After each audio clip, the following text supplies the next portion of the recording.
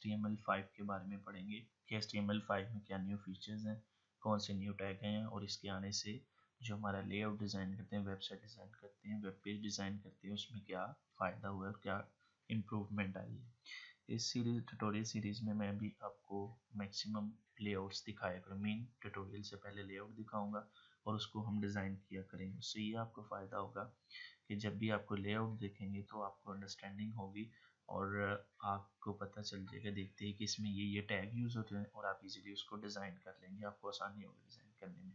तो स्टार्ट करते हैं हम HTML से। HTML हमारे पास है hypertext markup language, abbreviation of HTML है।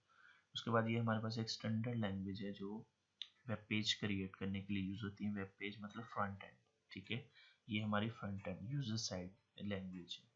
उसके बाद हमारे पास ये हमें बताती है कि हमारा जो पेज का स्ट्रक्चर होगा वो कैसा होगा, वेब पेज का स्ट्रक्चर। फॉर एग्जांपल, अगर मैं एक इमेज टैग यूज़ करता हूँ, इसका मतलब है मेरा जो वेब पेज का स्ट्रक्चर होगा उसमें इमेज होगी।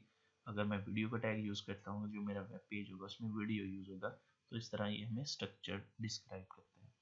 उसके बाद ये हमारे पास एक बिल्डिंग ब्लॉक एलिमेंट है HTML पेज बनाने के लिए। इसमें हम मल्टीपल टैग्स यूज़ करते हैं, जैसे फॉर एग्जांपल इधर मैंने लिखा body, paragraph, table, audio, video, इसी तरह सो ऑन।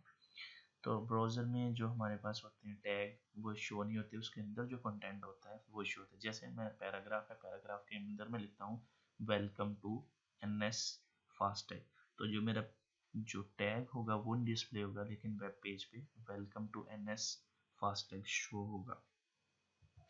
HTML5 से पहले ये होता था कि हमने अगर वीडियो या ऑडियो या पिक्चर वगैरह अपलोड करनी होती थी तो हमें डिफरेंट लाइब्रेरीज या फ्लैश वगैरह यूज़ करना, जिससे हमारा कोड कॉम्प्लेक्स हो जाता था, मुश्किल हो जाता था, मुश्किल होती थी इसको समझने में, ठीक है, और कम्प्लेक्स होता था और लोड होने में भी टाइम लेता था। इसी तरह एप्पल जो था वो फ्लैश यूज़ करता था, उससे उनके मोबाइल की जो बैटरी ज़्यादा यूज़ होती थी और उसके साथ उनके जो मोबाइल की स्पीड थी वो स्लो हो जाती थी। HTML5 के आने के बाद अगर हमने इमेज यूज़ करनी, अपलोड करनी है हमने अपने पेज पे या यूज़ करनी है, तो जैसे हमें इमेज टैग यूज़ करना और सोर्स दे देनी। सोर्स मतलब होता है हमारा पाथ होता है जहाँ पे इमेज पड़ी है।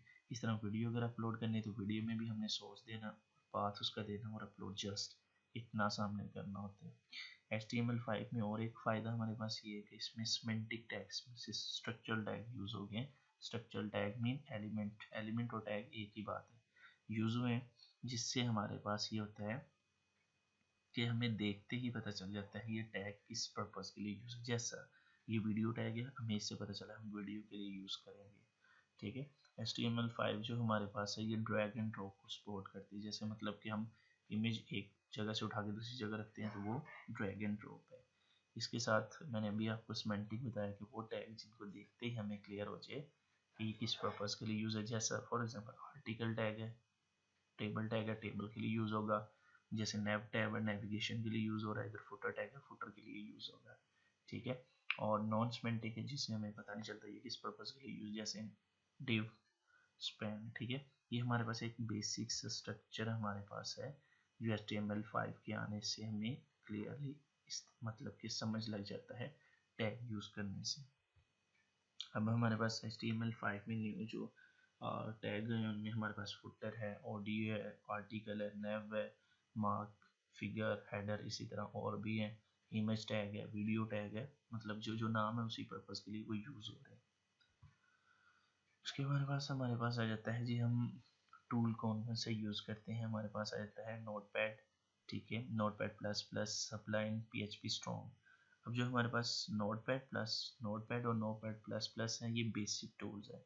मैं ये रिकमेंड करूँगा कि जब भी आप स्टार्ट करेंगे नेक्स्ट लेक्चर में प्रैक्टिकली वर्क मेरे साथ, तो इन दोनों में से कोई एक यूज़ करें कि इसमें आपके पास टैग पे ग्रिप अच्छी होगी, ठीक है, और एक एक वर्ड आपको खुद से लिखना पड़ेगा। लेकिन जो हमारे पास PHP स्ट्रॉन्ग में अगर हम इसमें ओपनिंग टैग लिखते हैं, ये क्लोजिंग ऑटोमेटिकली इंटेलिजेंस से जनरेट करता है, हमें लिखने की ज़रूरत नहीं होती।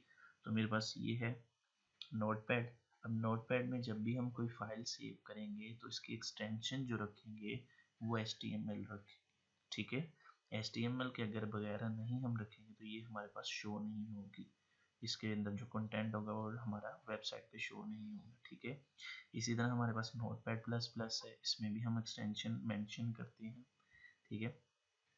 इसी तरह अगर सपोज मैं ओपन करता हूँ, मेरे पास है नोटपैड है सॉरी PHP स्ट्रॉन्ग, तो अब इसमें एक फ़ायदा तो ये है कि हमें एक्सटेंशन लिखने की ज़रूरत नहीं। दूसरा ये कि ये हमारे पास जो बेसिक स्ट्रक्चर है वो जनरेट करता है, जैसा कि ये जनरेट इसने किया हुआ है। उसके बाद नेक्स्ट अगर हम आगे चलते हैं तो हमारे पास ये बेसिक स्ट्रक्चर है जो अभी मैं आपके पास ये दिखा रहा था। अगर आप PHP स्ट्रॉन्ग या हम और कोई टूल एडवांस यूज़ करते हैं तो वो बेसिक स्ट्रक्चर जनरेट करते हैं। जैसे फॉर एग्जांपल मैं जल्दी से एक क्रिएट करता हूँ HTML की फाइल टेस्ट, ठीक है। ओके किया तो ये इसने मेरे पास जनरेट कर दिया बेसिक स्ट्रक्चर। अब बेसिक स्ट्रक्चर इधर से ही मैं आपको बता देता हूँ, ये हमारे पास है, ये हमें ये बताता है कि हमारे पास जो HTML5 है ये हमारे पास टैग, उसके बाद HTML टैग हमारे पास स्टार्ट होता है, हेड टैग होता है, इसमें हमारे पास मेटा डेटा होता है, ठीक है। मतलब इधर हम डिफरेंट लिंक्स वगैरह ऐड करते हैं और पेज जो हमारे पास होता है उसका टाइटल लिखते हैं। उसके बाद ये बॉडी है, बॉडी में जो भी हमारा डेटाबेस सॉरी पेज पे हमने जो कंटेंट शो कराना था वो इस बॉडी के अंदर लिखते हैं, ठीक है। अब इसके जो टाइटल में जो भी मैं नाम लिखा हूँ वो मेरे पेज के ऊपर शो होगा। जैसे फॉर एग्जांपल इसके अंदर मैंने लिखा है NS फास्टैग। अब मैं इसको रन करता हूँ तो जो मेरा पेज इधर डिस्प्ले होगा उसका जो टाइटल है, जैसे ये देखें, अगर मैं इसको क्लोज करके दिखाऊँ आपको तो ये देखें इसमें मेरे पास ये देखें NS फास्टैग जो कि मैंने इधर लिखा हुआ है टाइटल में NS फास्टैग, ये मेरा इधर शो हो रहा है। टाइटल का मतलब ये है। और बॉडी के अंदर जो लिखूंगा वो सपोज ये H1 हेडिंग है, आई लव पाकिस्तान। तो अब मैं इधर आके इसको ब्राउज़र में रिफ्रेश करता हूँ तो ये आई लव पाकिस्तान पैरल H1 हेडिंग आ गई, ठीक है। ये भी सिंपल सा मैं आपको इसका इंट्रोडक्शन करवा रहा हूँ जो बेसिक स्ट्रक्चर है। तो यही मैंने इधर लिखा हुआ है। अब बेसिक स्ट्रक्चर इधर भी वही मैं एक्सप्लेन कर रहा हूँ कि ये रूट एलिमेंट है मेरे पास, हेड जो है इसमें मेटा इंफॉर्मेशन होती है टाइटल में, जैसे मैंने अभी दिखा दिया आपको, बॉडी में भी बता दिए। और लास्ट वन इम्पोर्टेंट थिंग, जो भी टैग ओपन होगा वो टैग क्लोज भी होगा। तो ये था हमारा आज का पहला लेक्चर। इंशाल्लाह होप्स हो कि आपने इसको बहुत लाइक किया। अगर आपको ये अच्छा लगे तो इसको लाइक करना ना भूलें, शेयर ज़रूर करें और सब्सक्राइब करें। इंशाल्लाह नेक्स्ट लेक्चर में मुलाकात होगी। अल्लाह हाफिज़।